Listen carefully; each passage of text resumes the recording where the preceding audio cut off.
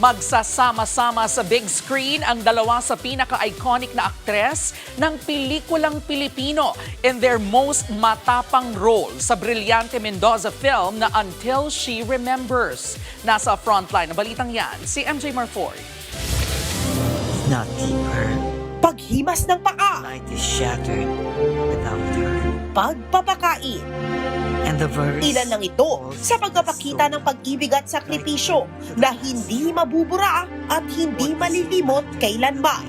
At ilan lang din ito sa matatapang na eksena sa pagbibidahang pelikula ng dalawa sa living legends ng pelikulang Pilipino.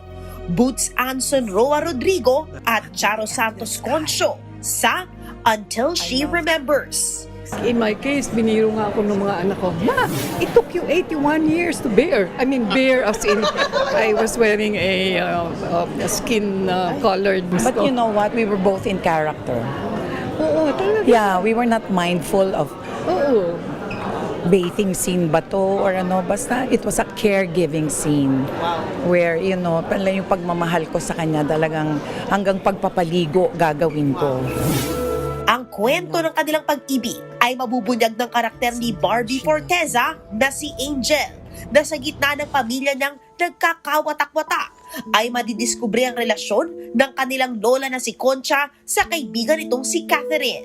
Patunay na love is love and love knows no gender talaga. Loving is a human experience eh. Kahit na ano, walang kasarian, di ba, walang edad, walang gender, walang katayuan sa buhay. Pag mahal mo, mahal mo. Sino pa yung sususugan natin kundi yung kataas-taasan na nagsabi, judge ye not, lest ye be judged. At saka, I think from Matthew na, the measure with which you measure shall be measured unto you. Okay? Showing na this January 25 ang Until She Remembers in cinemas nationwide. Nagbabalita mula sa Frontline, MJ Marfori, News 5. Mga kapatid, Jervy Wrightson po. Eto na nga. Para sa latest showbiz news at iba pang kay-alaman, mag-follow at mag-subscribe na sa social media pages ng News 5.